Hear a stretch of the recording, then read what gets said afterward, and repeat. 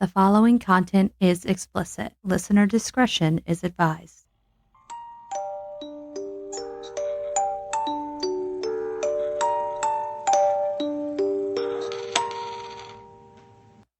And welcome to the Red Rum Podcasters. I'm Kristen. And I'm Natasha. How the hell are you, Natasha? I am tired. I put in a 10-hour day at work, and all weekend was crazy. So me and Wee Man went fishing 3-4 hours. Like this boy can fish. So that was exhausting because I was out in the sun where I hate to be. Then we had a yard sale, so I had like a truck full of shit that I had to load into said truck, then unload out of said truck.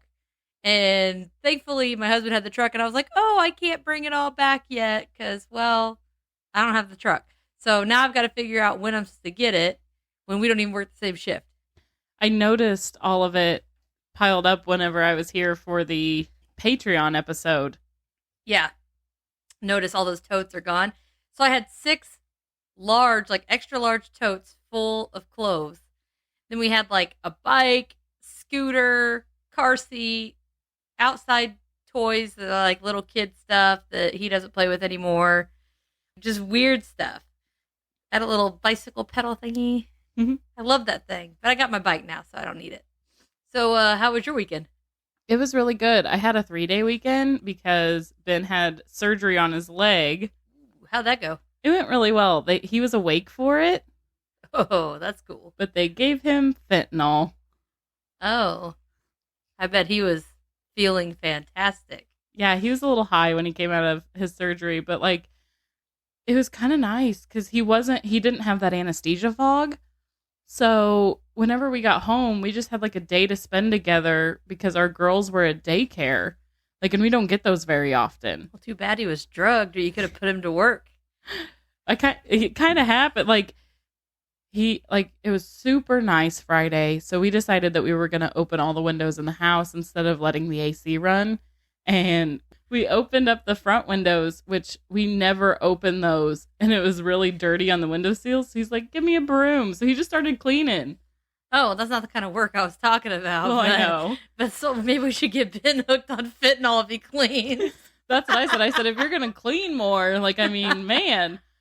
But no, it was really nice. We ended up going to Bloomington and running some errands together. And it's just nice to just spend time together.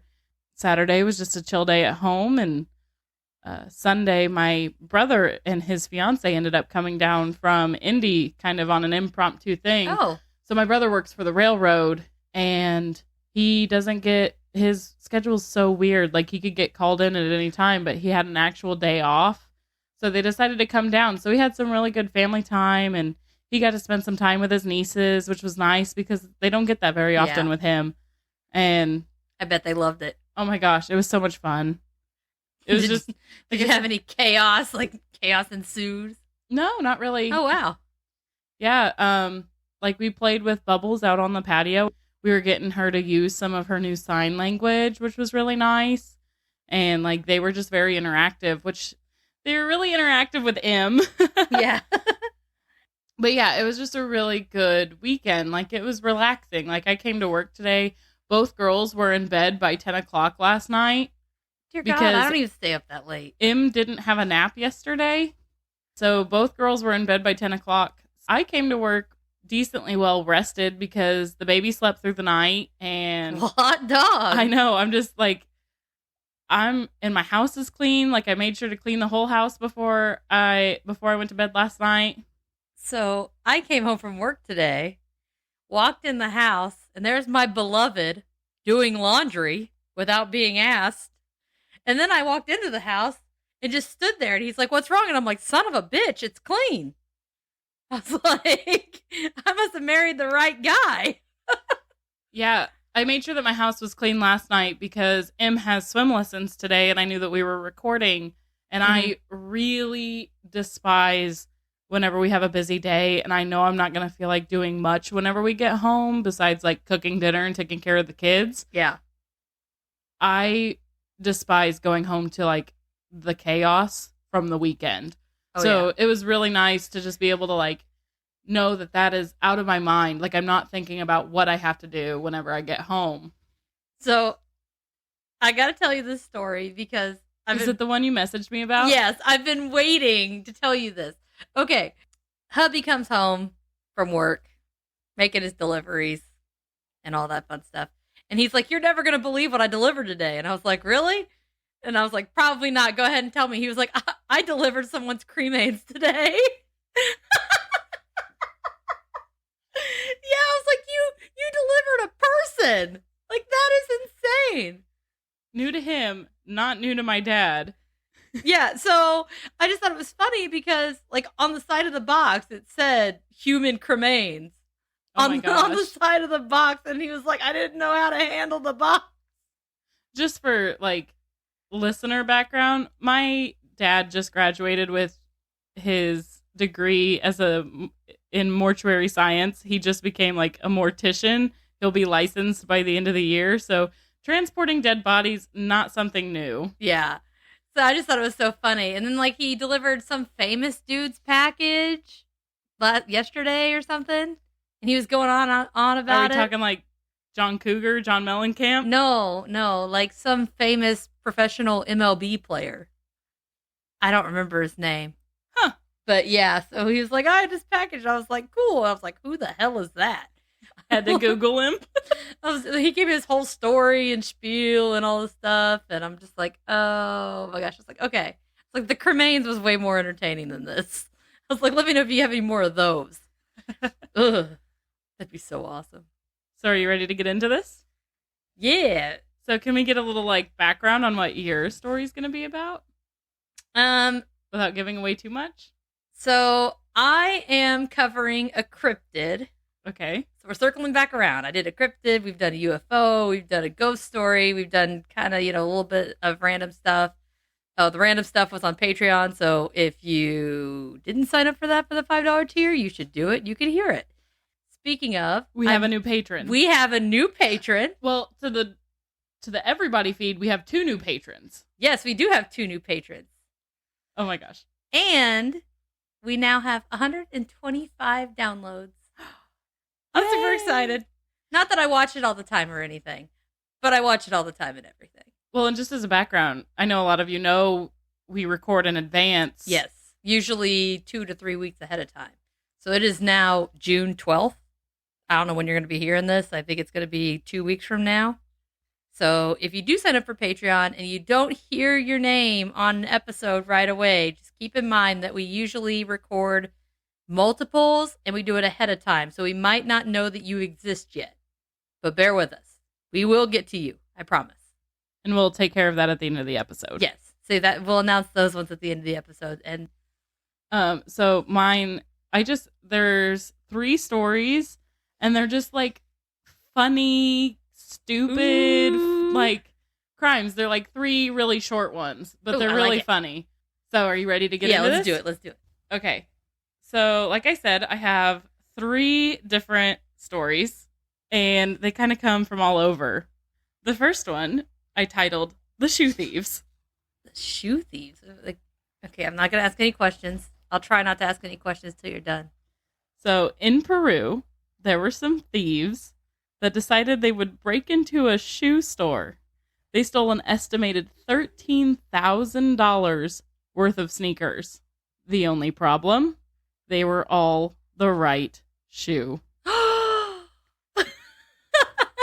Epic failure. The store kept the right and the left shoes separate, and they took about 200 sneakers. It's like they knew. They're like, one of these assholes is going to steal our shoes, and we want to make sure that we just screw him over. Yeah, pretty much. Like, that is so... I read it, and I just cracked up. Like, not a single left shoe. Because, like... They had to have staked the place out. They had to have known that they were only getting 1 sneaker. Unless they just didn't open the box. They just needed to find another shoe store that only has the left one on display and then steal the same one. I'm just like, what would you do? $13,000 worth of shoes and you can't even... Like, what do you do with them? I have no idea. Like, burn them? Throw them in the trash and be like, whoa, this is really weird. Why are all these right shoes in the trash? Maybe the guy's an amputee.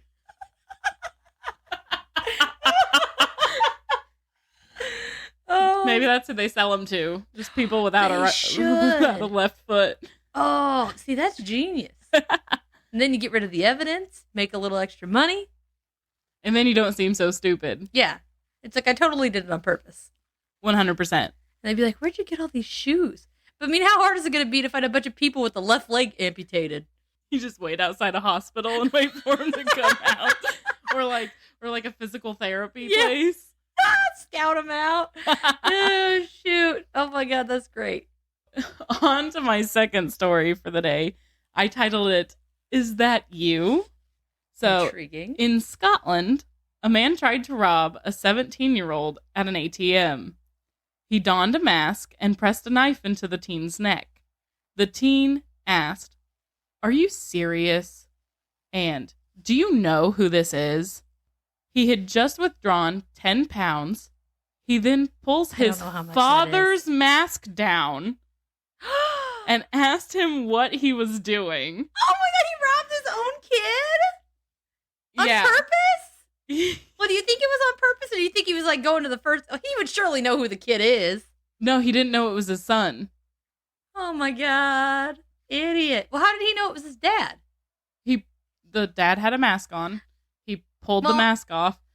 I'm assuming the father must have said something as well. And he that's what I was wondering. The voice. Oh my God, that's good. The father simply said, "I'm sorry, I'm desperate." So they both fled, and the son reported the crime to the police. He outed his own dad?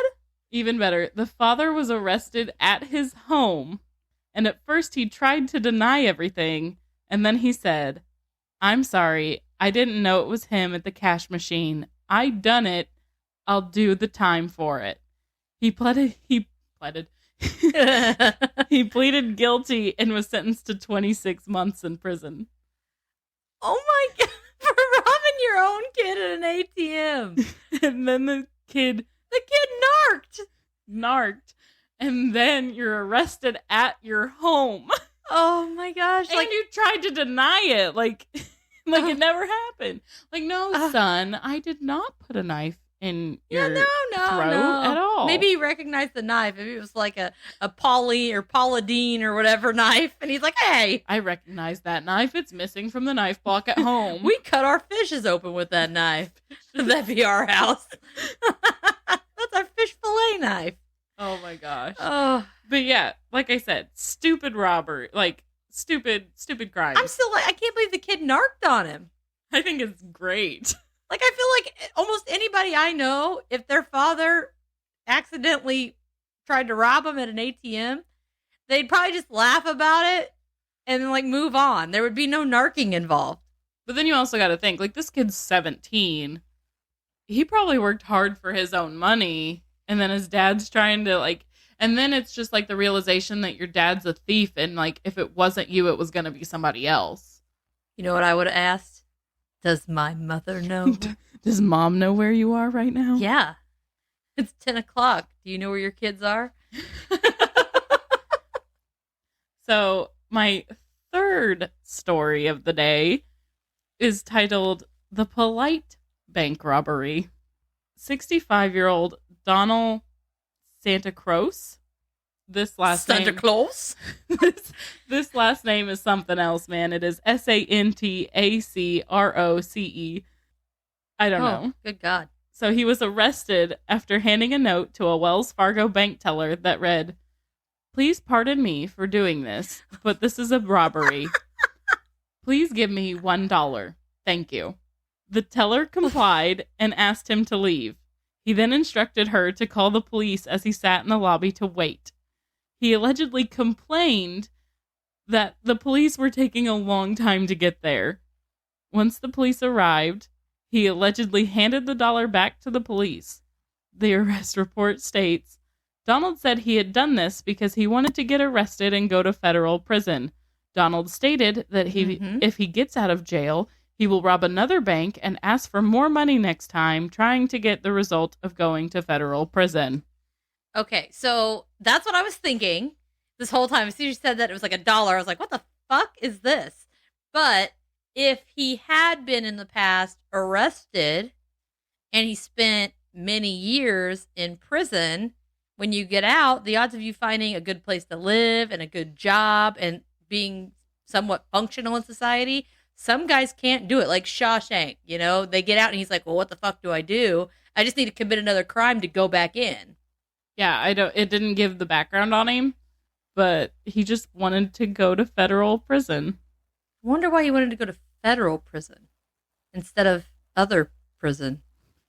Whatever other prison is. State? Oh. Oh, I'm totally with it right now. That's so bizarre, but those are so good. I think my favorite one's probably the shoe guy. The shoe guy. The shoe guy. Because it's funny to think of all of the potentials, like him sitting out of orthopedic offices, waiting for people with just a right foot to come out. They got a fucking minivan. It's full of shoe boxes, and they're just waiting. Hey, my guy, I got you some Jordans in here. Get out with a trench coat. I got what you need. I'll sell them half price. He probably doesn't even know how much they cost. I'll say half price. Well, what's half price? One shoe. One shoe. Just take them off my hands, sir. Or what they could do is they could fake being an amputee and sit in a wheelchair and let your pant leg hang down and pretend that they're an amputee and they've already got, they don't need any right shoes because they only got their left leg out. Yeah. See, they could do that and just really, really work them, Throw that story out there, get people to feel bad for you. Please buy my right shoe. Yeah, I have to pay full price and I can only wear half of the pair. Well, I hope you guys like those as much as we did. Whenever I came across those, it cracked me up. I couldn't help it. I just thought it would be something fun and something different. A little less murdery. I liked it. I'm not going to lie. I'm going to have a hard time finding some pictures or something to post with the episode. We'll find some. It'll be fine.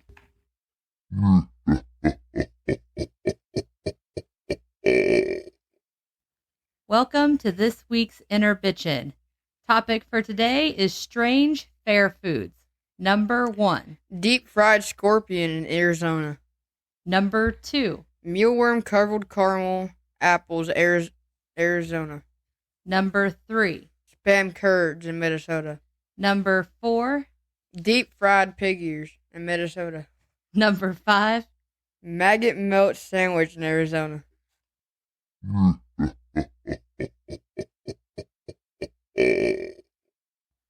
Welcome back from the Inner Bitchin'. So, Natasha, what cryptid story do you have for us today? Okay, so this one I think is hilarious, and I'll have to show you a picture of it at some point. Supposedly, we have these in the state somewhere. They've been, seen. Fuck off. I'm dead serious. All right, you want to know what it's called? Yeah. It's called a Pukwudgie.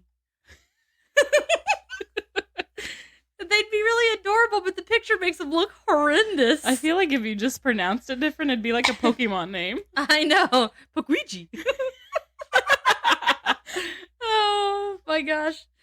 We're showing our nerdy side. That sounds sexual. I don't know. Trust me, when I show you the picture, it's not sexual. It sounds like a front wedgie. Maybe they're picking their wedgie, and they do it so often. That's how they got their name. Oh my gosh, you can't see me, but I was full on no breathe laughing. Yeah, it was pretty funny. It was a good one. All right, are you ready? I'm ready. All right. Magical little people of the swamps and forests have been peppered throughout Native American legends and lore since the dawn of time. This cryptid goes by the name Pukwudgie, meaning person of the wilderness. See? Just person of the wilderness. No wedgie included. I'm guessing. You're dying over there. Sorry, I can't help it. Because we were talking about Fredgies and then you were like, swamp. You take all this out, but I couldn't help it. I had to tell you. We'll see. I might leave it in. Part of it. Yeah, you were just we were talking about it being a front wedgie, and then you call it a swamp. Well, maybe it was really hot outside. Lately, I've been having some swamp. Okay, continue, please. Okay. So measuring at a whopping knee-high or smaller, these creatures do not exactly scream ferocious by today's standards. This cryptid is said to have traits of a porcupine from the ass view. So you're behind it, it looks like a porcupine. Like spikes and shit? Yeah. Okay. Their skin is gray and smooth and sometimes has a glow in appearance. From the front, it appears to be half troll and half human. Although seeming like a haggard-ass porcupine human hybrid, it walks upright and surprisingly hails a floral scent. They are also said to have the ability to appear and disappear at will and can even shapeshift. And I'm going to show you a picture. Okay, you Google that. While few tribes view them as more harmless, annoying pranksters, others see them as dastardly creatures posing catastrophic threats to them and those they hold dear. According to the Ojibwe and Great Lakes tribes, these small-statured wild men are seen as generally good-natured, practical jokers. What I'm picturing is a little tyrant who hides in your shoes and takes your keys while you're already fashionably late to an event. That's what I'm picturing. Like something goes missing and it's a damn Pukwudgie. Oh, there's this cute little, like, animated version. Aww. Look at how cute he is. Oh, that's not at all what I pictured. But then you also have, like, this. Yeah, those are the pictures that Oh, there's a picture of one in a road. this is the one I was going to show you. Oh. Yeah. Yeah, no, like, we can edit this out. Yeah. Whenever I first looked it up, Google switched my words to pick wedgie. And so I got a lot of videos on how to pick a wedgie. We might have to leave that in. We'll see. All right, ready? Yeah. Abenaki and other Northeast Algonquin, I can't pronounce these words. I'm going to just butcher them. Sorry ahead of time. Tribes, on the other hand, believe these creatures can turn dangerous if you show them any disrespect whatsoever. So you better mind your P's and Q's because they get real cranky if you're not respectful. Wampanoag and southern New England tribes see Pukwudgies as extremely moody monsters. It's believed that the Wampanoag tribe caused these creatures to turn against humans. This is due to them adoring Mashup, the giant, and became quite irritated by the Pukwudgies who were only trying to be helpful. The tribe also asked Mashup to get rid of the Pukwudgie. The giant obliged, while some of the Pukwudgies were slaughtered in the process. So yeah, I'd be a little peeved too if someone's coming at me like that. They may play harmless tricks or even help out townsfolk at times, but just as easily they could steal your babies or perform deadly acts of sabotage. So they're a bunch of saboteurs. Rumor has it, if you happen to be the one to annoy a Pukwudgie, they will play some nasty tricks on you or worse. Some chaos they are known for are kidnappings, short knife, a spear attack, being blinded by sand, or even being pushed off of cliffs. So they don't mess around. So just don't go near cliffs and watch for tiny knives. Yes. They are also known to lure people to their death, launch poison arrows, create fire, and use magic. There have been substantial amounts of sightings reported in the woods of Massachusetts. A sign warning of Pukwudgie crossing has even been planted near the Freetown State Forest. A man claimed to have seen a Pukwudgie with radiating red eyes and a wolf-like nose. There was also a woman who reported seeing the creature while taking her dog for a walk in the woods. Although she did not bother the creature, it followed her home and continuously woke her up while peering through the window until she moved away. So straight up peeping Tom. Creeper. And that is a Pukwudgie. They have such a silly name and they're supposed to be like ferocious little people. So they're like knee-high assholes with tiny knives that'll steal your kids and or push you off a cliff. Yep. I'm sorry, but like, are they like taking out your knees to push you off the cliff. Like, see him just running up to you, and they're just like karate chopping your kneecaps. Because like the picture that you showed me makes it look a lot bigger than what it is. Yeah. And they're but just imagine like, that being about this big. I'm short, so my knees are like down here. So I don't know. I would like just kick it off the cliff. Like, yeah. There's no need. But would you really want to kick it with all those spines on it? Kick it from the front. Touche. Excuse me, little person. Can you just hold right there? Look at me and don't move. Just hold still right there, looking good, and go. But yeah, so I liked it because I saw a couple reports that said that they've been seen in Indiana, and so I had to go with it. Although I cannot imagine running across one of these things out in the woods. No, that'd be creepy as hell. Like beady red eyes, you just see the red eyes. Oh, and you can't really see them because the grass is high. Ooh. So it'd just be like rustling grass. It'd be like those dinosaur movies when the dinosaurs are running through the grass before they eat you. Of course, I don't think these guys are going to eat you. I feel like you'd see their eyes, though. You know, like the stereotypical creature feature trope. Well, maybe you wouldn't see them till it's too late. Maybe. Because they're wrestling around and the grass is so tall, you wouldn't see them till they came into a clearing, right? Yeah, or I guess they could just walk around and make you think that they're a porcupine. Oh, they could, and then be like, "Gotcha, bitch!" And they pop up. Yeah. And they got their little spear, their poison spear. I wonder if they travel in packs or if they only travel individually. Because, that could be a whole different fucking ballgame. Like, if you're walking in the just woods. Have, a small army of Pukwudgies. Yeah, you're surrounded by 30 of these assholes. That's a totally different story other than just popping up one. Scary as they may be, I feel like I would just laugh my ass off with their name. I know about you, Pukwudgie. I know your name. I just can't get over the name. It's so stupid. But it means person of the wilderness, so it totally fits what they really are.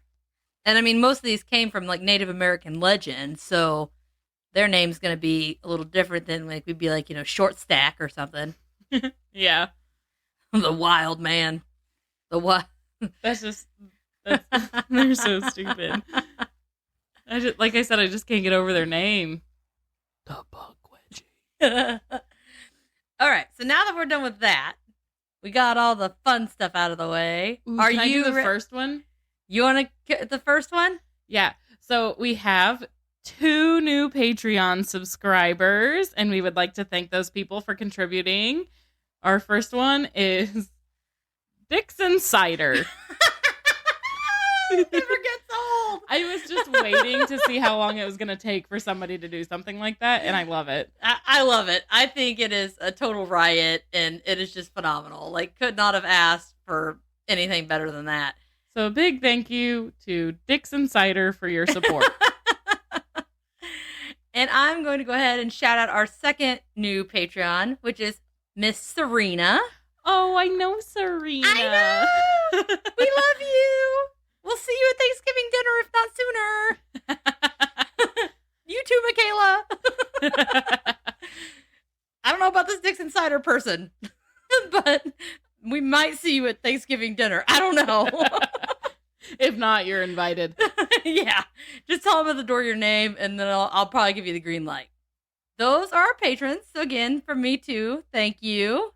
You guys are seriously helping us out. We've got half of the cost of our software that we use to post and edit covered for the month now. So we're doing good. We're halfway there. The more the merrier. And that is all thanks to our Patreon subscribers. I mean, like we've told you guys before, we're just 2 small town girls that just decided to start a podcast. I mean, we both have full-time jobs. We're just trying to get the content out and to have you guys like the content and we're try just and here to make you laugh. Yeah. Well, Kristen's not always here to make you laugh. She'll make you cry. But then I'll make you laugh, hopefully. Well, I guess not all of mine are funny either. Well, shit. Anywho, if you're not a patron and you want to be a patron, again, there's 2 tiers. $1 gets you a shout out on an episode, and $5 gets you a shout out on the episode. And access to our additional content, and we do have an episode on there currently. So we're just going to keep on adding to it every month. Yes, the June bonus episode is already posted and out there. I know at least one person has already listened to it. Sweet. So, 2 people have listened to it. Oh, yeah. I got a message. Nice. But yeah, if you're not and you want to sign up, we're at patreon.com/the Red Rum Podcasters. And if you would like to follow us on social media, we have an Instagram, a Twitter, a Facebook group. Those are all the Red Rum Podcasters as well. Yep. Please rate and review us so that we can get some more traction on whatever platform you listen to us on. And if you have any feedback, you can email us. That is the redrumpodcasters@gmail.com. I think that's all I have. That's everything. I was just going to, feel free to be interactive on the social media. Don't feel like you've got to just be a wallflower. I mean, if you got questions or concerns or even something funny that you thought of listening to one of the pods, feel free to shoot that out there and tag us in it. If it's Twitter or Instagram, I mean, Facebook group, we're all going to see it anyway, so you don't have to tag us. Yeah, start a conversation if you want to. If you have it's easy to ask questions about the stories that we're putting out. If you guys have anything to add or to ask for more clarity on, please. I actually got a message. I don't recognize the name, but they're on Instagram, and they were commenting about something we said on an episode a couple weeks back. And I just thought that was like the coolest thing ever. I was like, oh my God, you listened to us. And it was just super exciting. So feel free to comment, like I said, and one of us will pop in and see it at some point. To be honest, I'm basically glued to my phone, and I'm like on social media like 99% of my life. So I'll probably be the stalker that answers you. So sorry, not sorry. But occasionally one might slip through. And like Natasha said, we have 125 downloads, and this is only as far as right now, episode 3 just dropped yesterday. Yes. And so that's really exciting for us. And like I said, we just want to get traction on whatever platform you listen to. So rate, review, and spread the word. Yes, please. Tell your friends, tell your family. Yes, please share it with your friends and family. It would mean the world to us. Even if they don't listen to podcasts, maybe you could turn them on to podcasts. Yeah. I've had some people that they don't typically listen, and I was like, oh, check this out. And now they listen to us. Yay. Woo! Worst case scenario is you send it to them and they don't like it. We're not everybody's cup of tea. We know that, and we're cool with it. So I think that's everything. I think that wraps it up for the housekeeping. I think it does. Alrighty. Well, everybody, have a great week and Stay strange.